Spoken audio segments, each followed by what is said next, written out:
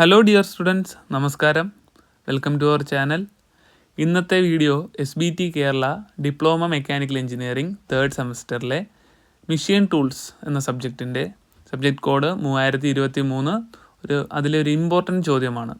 ചോദ്യം ഇങ്ങനെയാണ്: sketch and label the parts of a lathe machine, define each part briefly. ഇത് 7 മുതൽ 11 mark വരെ കിട്ടുന്ന ഫ്രീക്വൻ്റ്ലി ആസ്ക്ഡ് ചോദ്യമാണ്. പാസ് മാർക്ക് 30 ആണെങ്കിൽ ഇത് മാത്രം പഠിച്ചാൽ 1/3 മാർക്ക് ഉറപ്പുവരുത്താം. ലെയ്ത്ത് എന്ന് പറയുന്നത് mother of all machine tools ആണ്. സോ നമുക്കിത് ഒരു 6 മിനിറ്റിൽ എങ്ങനെ ക്ലിയർ ആക്കാമെന്ന് നോക്കാം. ഓക്കെ, അപ്പോൾ നിങ്ങൾക്കിതിൽ കാണാം, കഴിഞ്ഞ ഒരു 3 വർഷമായിട്ട് ഫ്രീക്വൻ്റായിട്ട് ചോദിക്കുന്നൊരു ചോദ്യമാണ്. ഞാൻ 2022, 24, 25 വർഷങ്ങളിലെ ക്വസ്റ്റ്യൻ പേപ്പറിൻ്റെ C പാർട്ട് കട്ടിങ് ഇവിടെ കൂടെ കൊടുത്തിട്ടുണ്ട്. അപ്പോൾ അതിൽ ഞാനിത് ഹൈലൈറ്റ് ചെയ്തിട്ടുണ്ട്, ഗ്രീൻ ഹൈലൈറ്റർ വെച്ച് ഹൈലൈറ്റ് ചെയ്തിട്ടുണ്ട്. അപ്പം സ്ഥിരമായിട്ട് ഫ്രീക്വൻ്റായിട്ട് ചോദിക്കുന്നൊരു ചോദ്യമാണ്. 7 മാർക്ക് എന്തായാലും നമുക്കിത് പഠിച്ചാൽ ഉറപ്പുവരുത്താം. സോ നമുക്ക് അതിൻ്റെ പാർട്സിലേക്ക് പോവാം. ഓക്കെ, എക്സാമിൽ ആദ്യം വേണ്ടത് ഒരു നീറ്റ് ഡയഗ്രാമാണ്. പേടിക്കേണ്ട, സിമ്പിളായി വരച്ചാൽ മതി. ഒരു നീളമുള്ള റെക്റ്റാങ്കിൾ വരയ്ക്കുക. ഓക്കെ, അതാണ് നമ്മുടെ ബെഡ്. ലെഫ്റ്റ് സൈഡിലൊരു ബോക്സ്, അതാണ് നമ്മുടെ ഹെഡ് സ്റ്റോക്ക്. അതേപോലെ റൈറ്റ് സൈഡിൽ ടെയിൽ സ്റ്റോക്ക് വരുന്നു, ഈ ഭാഗം. നടുക്ക് ക്യാരേജ് വരയ്ക്കുക, ഇതാണ് നമ്മുടെ ക്യാരേജ്. അതോടൊപ്പം താഴെ lead screw and feed road. നിങ്ങൾ ഈ കാണുന്ന ഈ ത്രെഡഡ് ആയിട്ടുള്ളതാണ് നമ്മുടെ ലീഡ് സ്ക്രൂ വരുന്നത്. ഫീഡ് റോഡ് അതിൻ്റെ താഴെ കാണുന്ന ത്രെഡ് ഇല്ലാത്ത റോഡിനെയാണ് ഫീഡ് റോഡെന്ന് വിളിക്കുന്നത്. ഞാനത് ഇവിടെ മാർക്ക് ചെയ്തിട്ടുണ്ട്. ഇപ്പോൾ പറഞ്ഞ സ്ഥലങ്ങളിൽ tail stock, head stock, bed. Okay, അപ്പോൾ ഇത്രയും വരച്ച് ലേബൽ ചെയ്താൽ 3 മുതൽ 4 മാർക്ക് വരെ ഓരോ പാർട്ടിനും നമുക്ക് കിട്ടും. ഇനി ഓരോ പാർട്ടും എന്താണെന്ന് നമുക്ക് നോക്കാം. അത് ഞാൻ അതിൻ്റെ ഡിസ്ക്രിപ്ഷൻ ഇവിടെ കൊടുത്തിട്ടുണ്ട്. ഒന്നാമത് ബെഡാണ്.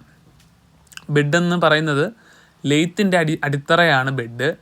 കാസ്റ്റ് അയൺ കൊണ്ടാണ് ഉണ്ടാക്കുന്നത്. മറ്റെല്ലാ പാർട്സും ഇതിൻ്റെ മുകളിലാണ് സപ്പോർട്ട് ചെയ്ത് നിൽക്കുന്നത്. ക്യാരേജും ടെയിൽ സ്റ്റോക്കും സ്ലൈഡും ഒക്കെ ചെയ്യുന്നത് ഗൈഡ് വേസിലൂടെയാണ്.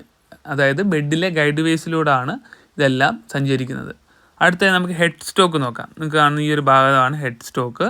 അപ്പം ഹെഡ് സ്റ്റോക്കിനെ പറ്റി പറയുകയാണെങ്കിൽ ബെഡിൻ്റെ ലെഫ്റ്റ് എൻഡിലുള്ള ഭാഗമാണ് ഹെഡ് സ്റ്റോക്ക്. ഇതിൻ്റെ ഉള്ളിൽ സ്പിൻഡിൽ, ഗിയേഴ്സ്, മോട്ടോഴ്സ് എല്ലാം വർക്ക് പീസിനെ വേറെ വേറെ സ്പീഡിൽ കറക്കുന്ന ജോലിയാണ് ഇതിനുള്ളത്. ഓക്കെ, അപ്പം ഡ്രൈവിംഗ് അല്ലെങ്കിൽ ആ ഒരു വർക്ക് പീസിനെ നമുക്ക് അല്ലെങ്കിൽ മോട്ടറും കാര്യങ്ങളും വെച്ച് കറക്കാനുള്ള ഫുൾ പരിപാടികളും നമുക്ക് വരുന്നത് ഹെഡ് സ്റ്റോക്കിലാണ്. സോ പവർ ജനറേഷൻ, റൊട്ടേഷൻ, ആ ടോർക്ക് വരുന്നതെല്ലാം എവിടെയാണ്? നമ്മുടെ ഹെഡ് സ്റ്റോക്കിലാണ്. ഓക്കെ, ഹെഡ് സ്റ്റോക്കിലാണ് അത് വരുന്നത്. അത് കഴിഞ്ഞ് നമുക്ക് അടുത്ത പാർട്ടാണ് ടെയിൽ സ്റ്റോക്ക്. നിങ്ങൾ ഈ കാണുന്ന ഇത് ടെയിൽ സ്റ്റോക്ക്. ഓക്കെ, റൈറ്റ് എൻഡിൽ കാണുന്നതാണ് ടെയിൽ സ്റ്റോക്ക്. ഇത് ബെഡ് സ്ലൈഡ് ചെയ്ത് എവിടെ വേണമെങ്കിലും ഉറപ്പിക്കാം. നീളമുള്ള ജോബിൻ്റെ അറ്റം സപ്പോർട്ട് ചെയ്യാനും ഡ്രിൽ ചെയ്യാനും ഇത് യൂസ് ചെയ്യും. അതുകൊണ്ട് നിങ്ങൾക്ക് ഇവിടെ കാണാമല്ലോ, ഈ ഭാഗം ഇത് സപ്പോർട്ടിനും ഡ്രില്ലിനും വേണ്ടി. ഓക്കെ, നമുക്ക് യൂസ് ചെയ്യാം. പിന്നെ ക്യാരേജ് ആണുള്ളത്. അതുകൊണ്ട് ഇതാണ് ക്യാരേജ്, ഹോൾ പാർട്ട് നമുക്ക് ക്യാരേജ് എന്ന് വിളിക്കാം. ഓക്കെ, ഹെഡ് സ്റ്റോക്കിൻ്റെയും ടെയിൽ സ്റ്റോക്കിൻ്റെയും ഇടയിൽ സ്ലൈഡ് ചെയ്യുന്ന ഭാഗമാണ് ക്യാരേജ്. ഓക്കെ, ഇതിന് അങ്ങോട്ടും ഇങ്ങോട്ടും സ്ലൈഡ് ചെയ്യാനുള്ള എബിലിറ്റി ഉണ്ട്. അപ്പം അതിനെയാണ് നമ്മൾ ക്യാരേജ് എന്ന് വിളിക്കുന്നത്. ഓക്കെ, ഇതാണ് കട്ടിംഗ് ടൂളിനെ കൊണ്ടുപോകുന്നത്. അതായത് കട്ടിംഗ് ടൂള് ഉണ്ടല്ലോ, കട്ടിംഗ് ടൂള് നമുക്ക് ഈ മെറ്റീരിയലിനെ റിമൂവ് ചെയ്യാനുള്ള കട്ടിംഗ് ടൂളിനെ ഫിക്സ് ചെയ്ത് ക്യാരേജിലാണ് ഫിക്സ് ചെയ്ത് നമ്മൾ കൊണ്ടുപോകുന്നത്. ഇതിന് 4 പാർട്സാണ് മെയിനായിട്ടുള്ളത്. ഒന്ന് saddle, cross slide, compound rest, പിന്നെ ഏപ്രോൺ. ഓക്കെ, ഇനി ഇതിനകത്ത് എന്താണ് സാഡിൽ എന്ന് പറഞ്ഞു തരാം. സാഡിൽ എന്ന് പറഞ്ഞു കഴിഞ്ഞാൽ ക്യാരേജിൻ്റെ അടിഭാഗത്താണ് സാഡിൽ വരുന്നത്. അതായത് ക്യാരേജിൻ്റെ അടിഭാഗത്താണ് സാഡിൽ വരുന്നത്. ഓക്കെ, അതേപോലെ തന്നെ എച്ച് ഷേപ്പിലാണ് ഇത് കാണപ്പെടുന്ന ഒരു എച്ച് ഷേപ്പിലാണ് സാഡിൽ കാണപ്പെടുന്നത്. അതേപോലെ ഇത് ബെഡിൻ്റെ ഗൈഡ് വേസിൽ ഇരുന്ന് മുന്നോട്ടും പിന്നോട്ടും നീങ്ങാനുള്ള കഴിവുണ്ട്. അതായത് അങ്ങോട്ടും ഇങ്ങോട്ടും നീങ്ങാനുള്ള കഴിവ് ഇതിനുണ്ട്. ഓക്കെ, അതോടൊപ്പം അടുത്ത ക്രോസ് സ്ലൈഡ് നിങ്ങൾക്ക് കാണാം. ക്രോസ് സ്ലൈഡ് ഉണ്ട്, ഈ ഒരു ഭാഗം ക്രോസ് സ്ലൈഡിൻ്റെ മുകളിൽ ഫിറ്റ് ചെയ്തിരിക്കുന്ന ക്രോസ് സ്ലൈഡ്, സാഡിലിൻ്റെ മുകളിൽ ഫിറ്റ് ചെയ്തിരിക്കുന്നതാണ് നമ്മുടെ ക്രോസ് സ്ലൈഡ്. ഇത് ലെയ്ത്തിൻ്റെ ആക്സിസിന് പെർപെൻഡിക്കുലറായി നീങ്ങും. ഓക്കെ, അപ്പോൾ ഇതിനെ നമുക്ക് എന്ത് ചെയ്യാം, ലെയ്ത്തിൻ്റെ ആക്സിസ്, ഇപ്പോൾ നിങ്ങൾ മേളിൽ നിന്ന് നോക്കുമ്പോൾ ലെയ്ത്തിൻ്റെ ആക്സിസ് അതിൻ്റെ പെർപെൻഡിക്കുലറായിട്ട് അതിനെ മൂവ് ചെയ്യാനുള്ള കഴിവുണ്ട്. ഇതിൻ്റെ ടോപ്പ് വ്യൂ ആണ്. ടോപ്പ് വ്യൂ നോക്കുമ്പോൾ ഈ സാഡിലിന് എങ്ങോട്ട് മൂവ് ചെയ്യാൻ കഴിവുണ്ട്, അതിൻ്റെ പെർപെൻഡിക്കുലറായിട്ട് അങ്ങോട്ടും ഇങ്ങോട്ടും മൂവ് ചെയ്യാനുള്ള കഴിവുണ്ട്. അപ്പം അതിനെയാണ് നമ്മൾ ക്രോസ് സ്ലൈഡ് എന്ന് പറയുന്നത്. ക്രോസ് ചെയ്ത് സ്ലൈഡ് ചെയ്യുന്നത് ഉള്ള കഴിവ് അതിനുണ്ട്. ഓക്കെ, അപ്പം ഫേസിങ് എന്ന് പറഞ്ഞൊരു പ്രോസസ്സുണ്ട്. അപ്പോൾ ഫേസിങ് ചെയ്യാനും ഡെപ്ത് ഓഫ് കട്ട് കൂട്ടി കൊടുക്കാനുമൊക്കെ നമുക്കിത് ക്രോസ് സ്ലൈഡ് യൂസ് ചെയ്താണ് ചെയ്യുന്നത്.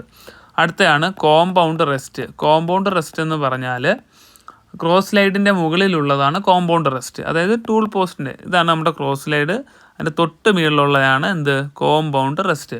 Okay, compound rest. ഓക്കെ, ഇതിനെ ഏത് ആംഗിളിലേക്ക് തിരിച്ചു വെക്കാം, ടേപ്പർ ടേൺ ചെയ്യാനാണ് മെയിൻലി നമ്മൾ കോമ്പൗണ്ട് റെസ്റ്റ് യൂസ് ചെയ്യുന്നത്. ഓക്കെ, സോറി ഞാനത് താഴോട്ട് കൊണ്ടുവരാൻ മറന്നുപോയി.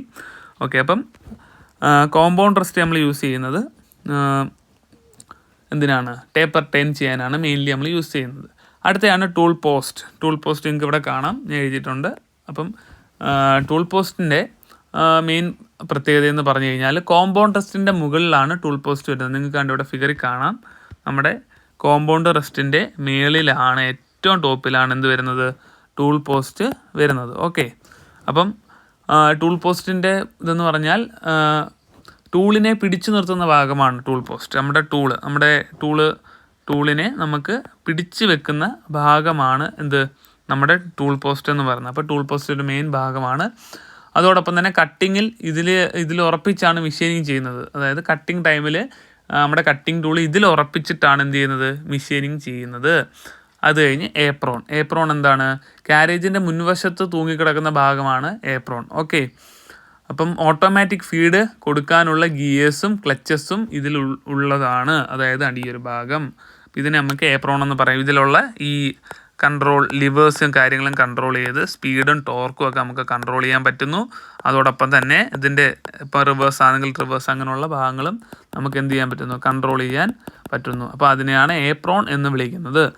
ഓക്കെ, അപ്പം അതോടൊപ്പം ഇനി നമുക്ക് മെയിനായിട്ട് വരുന്ന രണ്ട് ഭാഗങ്ങളാണ്, നിങ്ങൾക്കിവിടെ കാണാം, ലീഡ് സ്ക്രൂവും ഫീഡ് റോഡും. അപ്പം ലീഡ് സ്ക്രൂ എന്താണ്, ബെഡിൻ്റെ താഴെ കാണുന്ന നീളൻ ത്രെഡഡ് ആയിട്ടുള്ള ഭാഗത്തെ ആ റോഡിനെയാണ് നമ്മൾ എന്ത് വിളിക്കുന്നത്, ലീഡ് സ്ക്രൂ എന്ന് വിളിക്കുന്നത്. ഓക്കെ, അത് ഞാൻ നിങ്ങൾക്കൊന്ന് വിശദമായിട്ട് കാണിച്ചു തരാം. ഈ ഫിഗറിൽ നിങ്ങൾക്ക് ഇവിടെ നിന്ന് വിശദമായിട്ട് നോക്കിയാൽ കാണാം. അതുകൊണ്ട് ഈ ഭാഗമാണ്, അതായത് നിങ്ങൾ ഈ കാണുന്നുണ്ട് ഈ ഒരു ഭാഗം കണ്ടോ, ഈ ഒരു റോഡ് കണ്ടോ, ത്രെഡഡ് ആയിട്ടുള്ള റോഡിനെയാണ് നമ്മൾ എന്ത് വിളിക്കുന്നത്, ലീഡ് സ്ക്രൂ റോഡെന്ന് വിളിക്കുന്നത്. അതിൻ്റെ തൊട്ട് താഴെ വരുന്ന ത്രെഡ് ഇല്ലാത്ത ഇതിനെയാണ് നമ്മൾ, ഈ റോഡിനെയാണ് ഫീഡ് റോഡെന്ന് വിളിക്കുന്നത്. ഓക്കെ, അപ്പോൾ ലീഡ് സ്ക്രൂവിൻ്റെ ഉപയോഗം എന്താണ്, ലീഡ് സ്ക്രൂവിൻ്റെ ഉപയോഗം എന്ന് പറഞ്ഞു കഴിഞ്ഞാൽ, ഒരു മിനിറ്റ്, ലീഡ് സ്ക്രൂയുടെ ഉപയോഗം എന്ന് പറഞ്ഞു കഴിഞ്ഞാൽ ബെഡിൻ്റെ താഴെ കാണുന്ന നീളൻ ത്രെഡഡ് ആയിട്ടുള്ള റോഡാണ് ലീഡ് സ്ക്രൂ. ഓക്കെ, ത്രെഡ് കട്ടിങ്ങിൻ്റെ സമയത്ത് ഇത് കാരേജുമായി എൻഗേജ് ചെയ്യുന്നു. അപ്പം ഇത് കറക്റ്റ് പിച്ചിൽ നമുക്ക് ത്രെഡ് കട്ട് ചെയ്യാൻ, നിങ്ങൾ കണ്ട് കാണും നമ്മുടെ ഈ സ്ക്രൂ ഡ്രൈവറിലൊക്കെ ഇങ്ങനൊരു സ്പൈറലായിട്ട് ത്രെഡ് വരുന്നത്. ഓക്കെ, അപ്പോൾ ആ ത്രെഡ് കട്ട് ചെയ്യാനൊക്കെ ആയിട്ടാണ് നമ്മൾ എന്ത് ഉപയോഗിക്കുന്നത്, ലീഡ് സ്ക്രൂ ഉപയോഗിക്കുന്നത്. ഓട്ടോമാറ്റിക്കായിട്ട് നല്ല കറക്റ്റ് പിച്ച് എന്ന് പറഞ്ഞു കഴിഞ്ഞാൽ ഈ രണ്ട് ത്രെഡിൻ്റെ ഇടയ്ക്കുള്ള ഡിസ്റ്റൻസിനെ നമ്മൾ പിച്ച് എന്ന് പറയുന്നത്. അപ്പം ആ പിച്ച് കറക്റ്റായിട്ട് മെയിൻറ്റെയിൻ ചെയ്ത് ആ ത്രെഡ് കട്ട് ചെയ്തെടുക്കാൻ വേണ്ടിയാണ് നമ്മൾ എന്ത് ഉപയോഗിക്കുന്നത്, ലീഡ് സ്ക്രൂ യൂസ് ചെയ്യുന്നത്. അത് കണക്ക് ഫീഡ് റോഡ്, ലീഡ് സ്ക്രൂവിൻ്റെ താഴെ കാണുന്ന പ്ലെയിൻ ആയിട്ടുള്ള ഷാഫ്റ്റ്, അതായത് പ്ലെയിൻ ആയിട്ടുള്ള ഈ റോഡ്, അതിലെന്തില്ല, സൂക്ഷിച്ച് നോക്കിയാൽ നിങ്ങൾക്ക് അറിയാം, അതിലെന്തില്ല, അതിൽ ത്രെഡില്ല, കണ്ടോ. അപ്പോൾ അതിൽ ത്രെഡില്ല. അപ്പോൾ ആ ത്രെഡില്ലാത്ത ആ ഒരു റോഡിനെയാണ് നമ്മൾ ഫീഡ് റോഡ് എന്ന് പറയുന്നത്. ഫീഡ് റോഡ് എന്ന് പറഞ്ഞാൽ ലീഡ് സ്ക്രൂവിൻ്റെ താഴെ കാണുന്ന പ്ലെയിൻ ആയിട്ടുള്ള ഷാഫ്റ്റാണ്. നോർമലായിട്ടുള്ള ടേണിങ്, ഫേസിങ് അങ്ങനെയൊക്കെ ചെയ്യുമ്പോൾ ഓട്ടോമാറ്റിക് ഫീഡ് കൊടുക്കാൻ വേണ്ടിയാണ് നമ്മൾ എന്ത് യൂസ് ചെയ്യുന്നത്, ഫീഡ് റോഡ് യൂസ് ചെയ്യുന്നത്. അതേപോലെ മെയിനായിട്ടുള്ള അല്ലെങ്കിൽ ലാസ്റ്റ് ബട്ട് നോട്ട് ലീസ്റ്റ് ആയിട്ടുള്ളൊരു ഭാഗമാണ് എന്ത്, ചക്കെന്ന് പറയുന്നത്. ഓക്കെ, അപ്പോൾ ചക്കെന്ന് പറഞ്ഞാൽ ഹെഡ് സ്റ്റോക്കിൻ്റെ സ്പിൻഡിലിൽ ഫിറ്റ് ചെയ്തിരിക്കുന്നതാണ് ചക്ക്. അതാണ്ട് നിങ്ങൾക്ക് കാണാം 4 ജോ ചക്കെന്ന് എഴുതിയേക്കുന്നത്. ഓക്കെ, അപ്പം അതിൻ്റെ ഒരു ഉപയോഗം എന്ന് പറഞ്ഞു കഴിഞ്ഞാൽ വർക്ക് പീസിനെ മുറുകെ പിടിച്ച് കറക്കുകയാണ്. അതായത് ഇതിൻ്റെ ഇടയ്ക്ക് നമ്മൾ വർക്ക് പീസ് വെക്കുന്നു, അതിനെ ചക്ക് കീ വെച്ച് നമ്മൾ ടൈറ്റ് ചെയ്തിട്ട് അതിനെ കറക്കുന്ന പരിപാടിയാണ് ചക്കിനുള്ളത്. ഓക്കെ, അപ്പോൾ ഇത് മെയിനായിട്ടുള്ളത് 3 ജോ ചക്കുമുണ്ട്, 4 ജോ ചക്കുമുണ്ട്. ഓക്കെ, അപ്പം മെയിനായിട്ട് 3 ജോ ആൻഡ് സെൽഫ് സെൻറ്ററിങ് ആയിട്ടുള്ള 3 ജോയും ഇൻഡിപെൻഡൻ്റ് ആയിട്ടുള്ള 4 ജോ ചക്കും ഉണ്ട്. അപ്പോൾ ഇതിനെപ്പറ്റി ഡീറ്റെയിൽ ആയിട്ട് ഇപ്പോൾ നമുക്ക് നോക്കേണ്ട കാര്യം ഈ എക്സാം ഓറിയൻറ്റഡ് ആയിട്ടുള്ള ടോപ്പിക്കും അതിൻ്റെ ആൻസറുമാണ് നമ്മളിപ്പോൾ ഫോക്കസ് ചെയ്യുന്നത്. ഓക്കെ, അപ്പം ഇത്രയും കാര്യങ്ങളാണ് ശ്രദ്ധിക്കേണ്ടത്. അപ്പോൾ നിങ്ങൾ ഈ പടം, അതായത് നിങ്ങൾക്ക് വേണമെങ്കിൽ സ്ക്രീൻഷോട്ട് എടുക്കാം, അല്ല നിങ്ങൾക്ക് ആ ഫിഗർ വേണമെങ്കിൽ താഴെ ഫിഗർ ഒന്ന് കമൻറ്റ് ചെയ്താൽ ഞാൻ നിങ്ങൾക്ക് അതിനുള്ള ലിങ്ക് തരാം. ഓക്കെ, അപ്പം ഈ ഒരു ഫിഗറാണ് എക്സാമിന് വേണ്ടി നിങ്ങൾ വരച്ച് പഠിക്കേണ്ട ഫിഗർ. അപ്പോൾ ഇതിനകത്ത് എന്തൊക്കെ ശ്രദ്ധിക്കേണ്ട കാര്യങ്ങളെന്ന് പറഞ്ഞാൽ ഡയഗ്രാം ഹാഫ് പേജിൽ വരയ്ക്കുക, പെൻസിൽ കൊണ്ട് വരയ്ക്കുക, സ്കെയിൽ യൂസ് ചെയ്ത് വരയ്ക്കുക. ഓക്കെ, അപ്പം അതോടൊപ്പം മിനിമം ഒരു 8 പാർട്ട് ലേബൽ ചെയ്യുക. 8 പാർട്ടെന്ന് പറയുമ്പോൾ ഏതൊക്കെ നമുക്ക് ലേബൽ ചെയ്യാം? നമുക്ക് മെയിനായിട്ട് ഹെഡ് സ്റ്റോക്ക് ലേബൽ ചെയ്യുക, ബെഡ് ലേബൽ ചെയ്യുക, പിന്നെ നമ്മുടെ ലീഡ് സ്ക്രൂവും ഫീഡ് റോഡും ലേബൽ ചെയ്യുക, ടെയിൽ സ്റ്റോക്ക് ലേബൽ ചെയ്യുക, ക്യാരേജ്, പിന്നെ നമ്മുടെ ക്യാരേജിൻ്റെ വീല്, അതോടൊപ്പം tool post, cross slide handle, 4 ജോ ചക്ക്, ക്രോസ് സ്ലൈഡ്, ഇങ്ങനെയുള്ള മെയിനായിട്ടുള്ള പാർട്ടുകൾ, ഡെഡ് സെൻറ്റർ പോലുള്ള മെയിനായിട്ടുള്ള 7-8 പാർട്ടുകൾ റൊട്ടേറ്റ് നമ്മൾ അത് ലേബൽ ചെയ്യുക. പിന്നെ വേറൊരു ഇതാണ്, ലേബൽ ചെയ്യുന്ന ലൈൻസ് തമ്മിൽ കൂട്ടിമുട്ടാതിരിക്കാൻ ശ്രമിക്കുക. അതായത് ഇപ്പോൾ ഫോർ എക്സാമ്പിൾ ഇവിടെ നമുക്ക് കാണാം, ലേബൽ ചെയ്ത ഒരു വരകളും കൂട്ടിമുട്ടുന്നില്ല. കൂട്ടിമുട്ടിയാൽ എന്തുണ്ടാവും? കൺഫ്യൂഷൻ ഉണ്ടാവും. അതുകൊണ്ട് നമ്മൾ ഈ വരയ്ക്കുന്ന വരകൾ തമ്മിൽ കൂട്ടിമുട്ടാൻ ശ്രദ്ധിക്കുക. അതോടൊപ്പം തന്നെ ഡെഫിനിഷൻ ഓരോന്നിനും ഓരോ വരി വെച്ച് മതി. അപ്പം നമുക്ക് ഈ കൊടുത്തേക്കുന്ന ഡെഫിനിഷൻ നിങ്ങൾക്ക് സ്ക്രീൻഷോട്ട് എടുക്കാം, ഓർ അതർവൈസ് നിങ്ങൾ പറഞ്ഞു കഴിഞ്ഞാൽ നിങ്ങൾക്ക് ഞാനത് അല്ലാതെ സെൻഡ് ചെയ്ത് തരുന്നതായിരിക്കും. ഓക്കെ, അപ്പം അത് നമുക്ക് ഏകദേശം സിമ്പിളായിട്ട് ഓരോ സെൻറ്റൻസ് വെച്ച് ഓരോ വരി വെച്ച് അതിനെ ഡിഫൈൻ ചെയ്യുക. പിന്നെ അതിനകത്ത് മെയിനായിട്ട് support, hold, rotate, provide, feed, അതേപോലെയുള്ള കീ വേർഡ്സ് യൂസ് ചെയ്ത് അണ്ടർലൈൻ ചെയ്യുക. ഓക്കെ, അപ്പം സമയം കുറവാണെങ്കിൽ ഡയഗ്രാം പ്ലസ് ഒരു പറ്റുമെങ്കിൽ ഒരു 6 ഡെഫിനിഷൻസും ഒക്കെ എഴുതിയാൽ ഏകദേശം 6 മുതൽ 7 മാർക്ക് വരെ ഉറപ്പാണ്. പിന്നെ മിഷൻ ടൂൾസിൻ്റെ ലെയ്ത്താണ് ബേസ്, അതുകൊണ്ട് തന്നെ ഇത് റിപ്പീറ്റായി ചോദിക്കുന്നത് വളരെ സാധ്യതയാണ്. ഓക്കെ, അപ്പം ഓവറോൾ പറയുകയാണെങ്കിൽ ലെയ്ത്തിൻ്റെ മെയിൻ പാർട്സ് എന്തൊക്കെയാണ്? ബെഡ് വരുന്നുണ്ട്, ഹെഡ് സ്റ്റോക്ക്, അതോടൊപ്പം ടെയിൽ സ്റ്റോക്ക് വരുന്നുണ്ട്, പിന്നെന്താണ്, ക്യാരേജ് വരുന്നുണ്ട്, ലീഡ് സ്ക്രൂ, പിന്നെന്ത് വരുന്നുണ്ട്? നമുക്കിവിടെ കാണാം ലീഡ് സ്ക്രൂ വരുന്നുണ്ട്, പിന്നെ ഫീഡ് സ്ക്രൂ ഉണ്ട്, അതോടൊപ്പം പിന്നെ വേറെന്തുണ്ട്? ഫീഡ് റോഡ്, ലീഡ് സ്ക്രൂവ് ഒക്കെ വരുന്നുണ്ട്. ഓക്കെ, അപ്പം ഇവയൊക്കെയാണ് ഓരോന്നിനും വർക്ക് പീസിനെ പിടിപ്പിക്കാനും കറക്കാനും ടൂളിനെ ഫീഡ് ചെയ്യാനും ഉള്ള സ്പെസിഫിക് ഡ്യൂട്ടീസ് ഉണ്ട്. ഓക്കെ, അപ്പം ഈ ഡയഗ്രാം 2 പ്രാവശ്യം വരച്ച് പ്രാക്ടീസ് ചെയ്താൽ എക്സാമിനൊരു 10-11 മാർക്ക് ഉറപ്പായിട്ടും കിട്ടും. ഇതൊരു സ്കോറിങ് ഏരിയ ആണ്. വീഡിയോ ഇഷ്ടമായെങ്കിൽ ലൈക്ക് ചെയ്യൂ. നിങ്ങളുടെ പോളി പഠിക്കുന്ന ഡിപ്ലോമ മെക്കാനിക്കൽ എഞ്ചിനീയറിംഗ് പഠിക്കുന്ന ഫ്രണ്ട്സിന് ഷെയർ ചെയ്യൂ. സബ്സ്ക്രൈബ് ചെയ്യാൻ മറക്കല്ലേ. അടുത്ത വീഡിയോയിൽ ലെയ്ത്ത് ഓപ്പറേഷൻസ് നമുക്ക് നോക്കാം. Okay, all the best for the exams. Okay, thank you.